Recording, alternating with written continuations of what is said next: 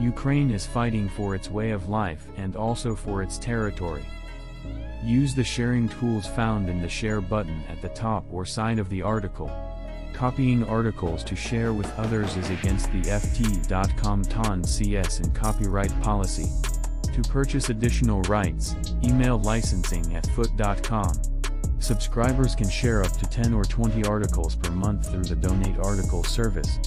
For more information, visit https://www.foot.com/tour. https://www.foot.com/content/606-5/2013-20 31AB 52A 100E805C9E9D. President Joe Biden's speech in Warsaw was thick with idealistic rhetoric while many Western Europeans rolled their eyes. Of Vladimir Putin, he said, he thought that autocrats like him were hard and leaders of democracies were soft. And then he faced the iron will of America and nations everywhere who refused to accept a world ruled by fear and force. There are certainly reasons to be skeptical of Ronald Reagan's channeling. Hypocrisy is one. America often supports leaders who rule by fear and force.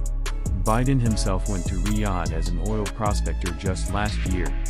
But as experienced Europeans in Moscow say, Manichaean language is important. It matters, as Reagan's rhetoric did, because it speaks to the experiences of those directly confronting autocracy, whether in Poland during the Cold War or Ukraine today. This is also important in practice because it shapes our perception of our choices. Western discussion of the war in Ukraine tends to focus mostly on borders, who controls which areas. He paid too little attention to how each side controlled these areas. But the difference is clear. This can be seen most shockingly in the behavior of the Russian occupiers. Their brutality extends to the murders, rapes, maimings and robberies committed by Putin's forces. After the invasion of Crimea, Moscow resumed the old persecution of the Tatars. There is a national child abduction campaign. The pattern of torture has been documented by initiatives such as the Reckoning Project. Such behavior reveals the absurdity of violence and oppression by the occupiers. This reminds me of nothing so much as O'Brien lecturing Smith in Orwell's 198. How does one man assert his power over another? By making him suffer. Power is pain and humiliation. The West must understand that the struggle of Ukrainians is both against this regime and over who will rule. There are many other differences between the two systems. For the past 30 years, public life in Ukraine has been characterized by flourishing political competition and unruly civil society.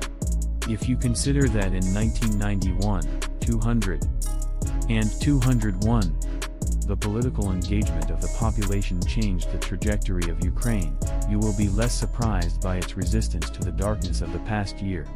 Putin's clever mix of propaganda and repression politically appeased a large part of the Russian population and strengthened his dictatorship. Although both the Russian and Ukrainian economies have long been plagued by mismanagement and corruption, Ukrainian pluralism has strengthened in this area as well. Since 2001, Kyiv has moved from dependence on natural gas consumers from Russia to the competitive European market. Its procurement transparency rules are far ahead of those of some Western governments. The decentralization reform empowered local governments, and the military advantages of field commanders and local officials coming together at the Battle of Kiev were obvious. It can also help ensure that future reconstruction money is properly spent.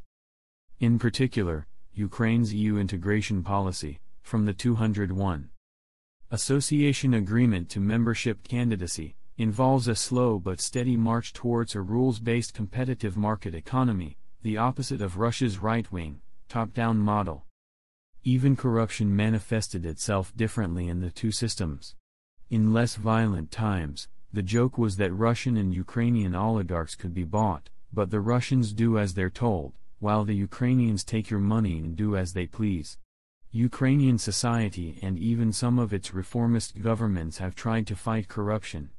Few such efforts have emerged from Russian society, much less from its country. Those who ignore these differences are easily deceived that the conflict is about whose voice is represented in Kiev and whose in Moscow, certainly less important than stopping the bloodshed now. In fact, the question is whether their voices are heard at all.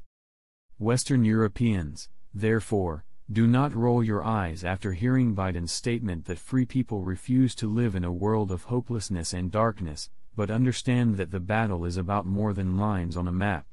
Above all, EU membership should not be seen only as a potential reward for Ukraine's good behavior. Instead, it goes to the heart of the idea of war.